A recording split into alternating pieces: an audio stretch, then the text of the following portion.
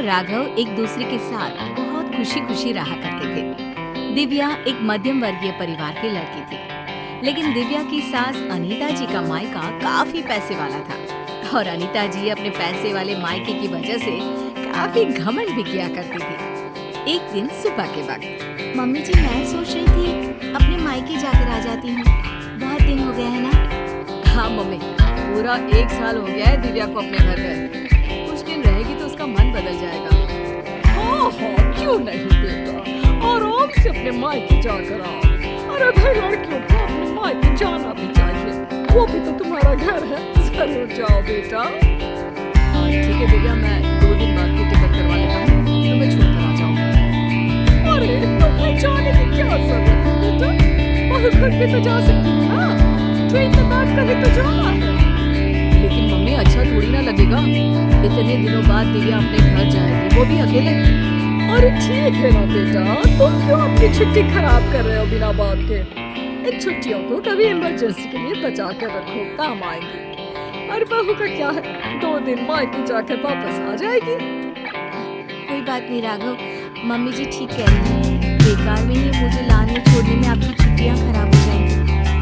बस बहू, तुम्हारा भाई भी तो तुम्हें लेने आ सकता है। शादी के बाद तो बेटियों को लेने अक्सर उनके भाई ही आते हैं। तुम्हारी मम्मी ने नहीं बताया तुम्हें?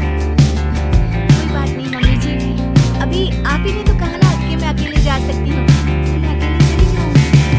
अरे बहू, कहीं ऐसा तो नहीं ना कि किराए के पैसे की वजह से तुम्हारा भाई तुम्हें लेने नहीं आ रहा। तुम्हारे मायके वाले सोच रहे होंगे बिना बाप का खर्चा जो हो जाएगा उनका।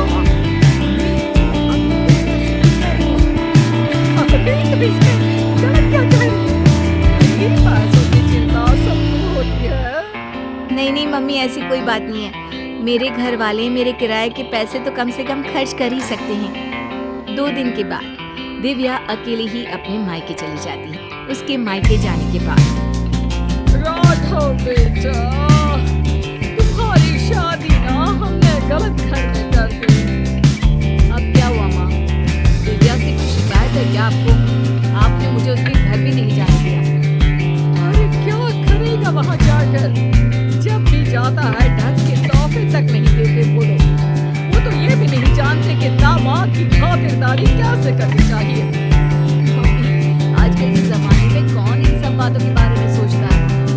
कभी तेरे पापा से पूछना, आज भी मेरे साथ जब मायके जाते हैं ना मेरी नानी के घर, तो कुछ इतनी खातिरदारी होती है वहाँ पर। तो इतने दिन की अपनी नानी एक घर नहीं बताता है मेरा तो। मम्मी, वो आपके मायके की परंपरा है ना, सब जगह ऐसा हो ये जरूरी तो नहीं।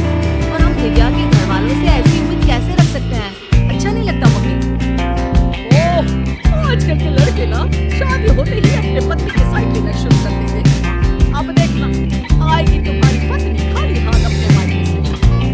कुछ दिनों के बाद दिव्या अपने मायके से लौट कर आती है और वो अपनी मम्मी के दिए हुए गिफ्ट अपनी सास अनीता जी को दिखाती है।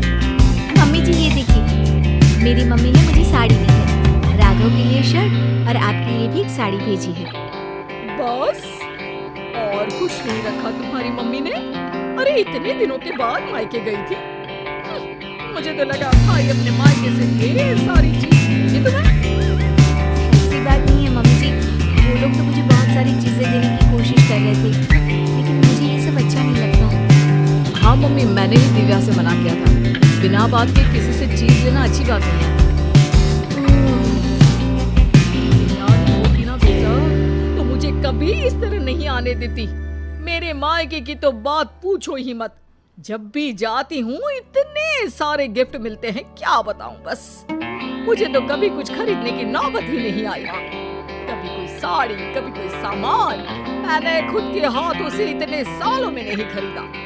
सब कुछ तुम्हारी नानी ने दिया है मुझे। मम्मी, अब वक्त बदल गया है, वो आपका मायका है, दिव्या का परिवार पूरी तरह से अलग है।